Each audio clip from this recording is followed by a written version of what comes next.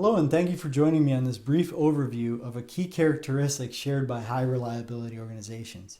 In this video, we're going to cover the topic preoccupation with failure. My name is Tony Milian, and I'm a senior advisor with Value Capture. We help healthcare organizations capture dramatically more value through achieving perfect care and perfect safety for patients and staff. In the healthcare industry, many of us have heard about the concept of high reliability organizing. So what is a high reliability organization, and why does it matter to you as a healthcare professional? High reliability organizations are organizations that operate in complex, high hazard domains for extended periods without serious accident or catastrophic failures. Industries with great examples of high reliability organization include transportation, particularly train travel and air travel, nuclear power, manufacturing, emergency services like fire and forest fire services, and even some extreme sports like skydiving. To better understand the impact of high reliability organizing, let's make a brief comparison of the employee safety record of Alcoa, the world's leading manufacturer of aluminum, to the average American hospital. Alcoa, the world's largest aluminum manufacturing company, an organization that mines, moves, and manufactures metal that's heavy and hot, has managed to maintain a long-term safety record for employees that averages 1.12 recordable injuries per 100 full-time employees. That's 1.12 recordable injuries for every 200,000 hours worked.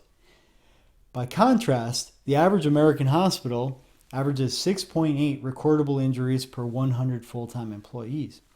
When looked at in terms of days away restricted or transferred, meaning that the employee had to take time off of work, restrict work activities, or was permanently transferred to a new role to accommodate their injury, Alcoa performs 17 times better than the average American hospital. So let's make a similar comparison with regards to customers of high reliability organizations and healthcare organizations. The airline industry is another great example of high reliability organizing. In 2019, there were only 20 fatal airline incidents out of 39 million total flights flown. By contrast, American hospitals admitted just over 36 million patients in 2019, and patients experienced approximately 1.7 million hospital-acquired infections in that same time period. By comparison, the airline industry had 0.000005% accident rate versus hospital-acquired infection rates per admission of 4.7%. Based on these statistics, it's clear that high reliability organizations have better safety records than the healthcare industry. But why is that? What are these organizations doing that sets them apart? One attribute that high reliability organizations share is something called a preoccupation with failure. Preoccupation with failure is the first principle of high reliability organizing. So how is preoccupation with failure defined? The Wiley Library defines preoccupation with failure in the following way. Preoccupation with failure, the first high reliability organization principle, captures the need for continuous attention to anomalies that could be symptoms of larger problems in a system. HROs are preoccupied with failure in three ways.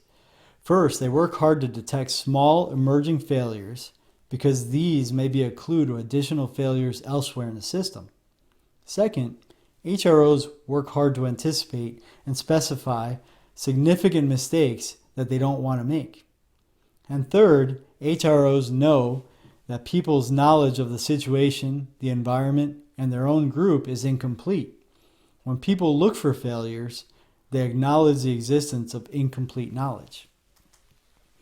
Let's use this pyramid to describe the difference between a high reliability organization preoccupied with failure and organizations that might respond to safety issues once it reaches a certain level of severity.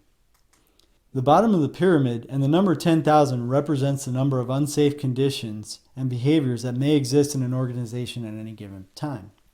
As an example, let's assume that employees of Company X walk down a sidewalk in front of their place of work daily. There's a hole in the sidewalk, and they step over the hole every single day.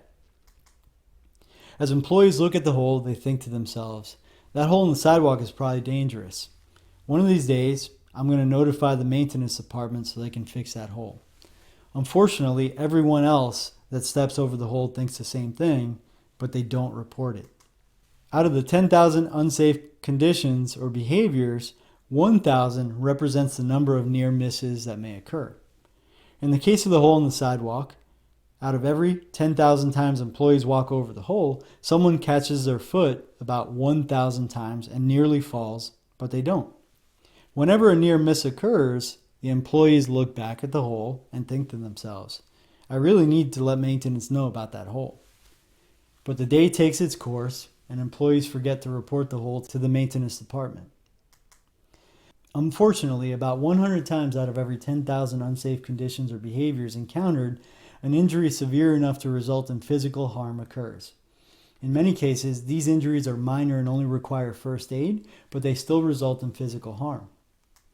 In the case of the hole in the sidewalk, out of every 10,000 times employees walk over the hole, about 100 times they will trip, fall, and skin their knee or injure themselves in a minor way. As a result, they have to receive first aid at their work clinic.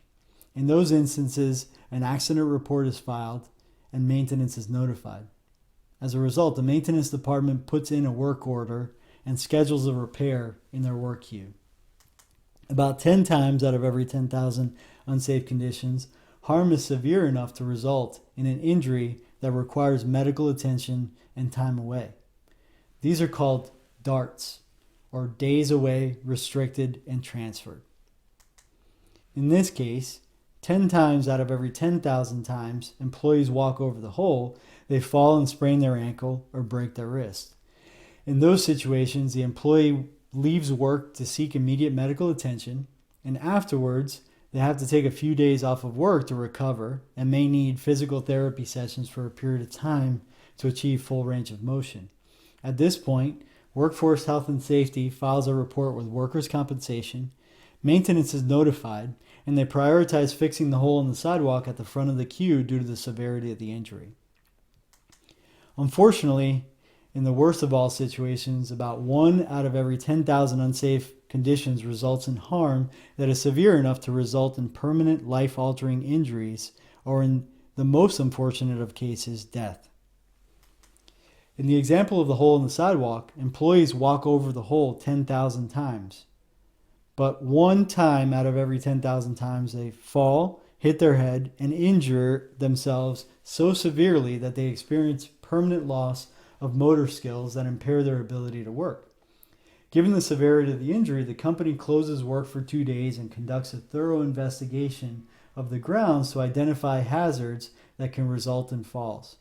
They find 3 such hazards and hire outside contractors to help their maintenance crew repair the hazards before people return to work.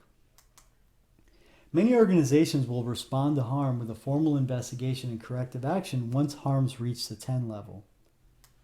In some cases, organizations that are more proactive about safety will begin to investigate and take corrective action at the 100 level. Healthcare organizations frequently fall into this category of response. This type of action is still reactive. Action only takes place when a harm has occurred. The trigger for action is the harm. As we saw with the previous example of the hole in the sidewalk, however, the same underlying unsafe condition resulted in any number of harms ranging in severity from a fall with cuts and bruises all the way to life-threatening and permanently life-altering injuries. In high-reliability organizations, by contrast, every employee is constantly on the lookout for unsafe conditions and behaviors. These conditions are seen as gems because they help people within the organization identify vulnerabilities in processes, policies, physical space, and training. High reliability organizations engage everyone, everywhere, every day in seeing, solving, and sharing risks. The only acceptable goal for harm in a high reliability organization is 0. So here are a couple of questions to reflect on in your own organization. When does your organization typically take definitive action in the event of harm? How well do employees within your organization see risks or vulnerabilities in processes, policies, physical space, behaviors, and training that have the potential of generating harm?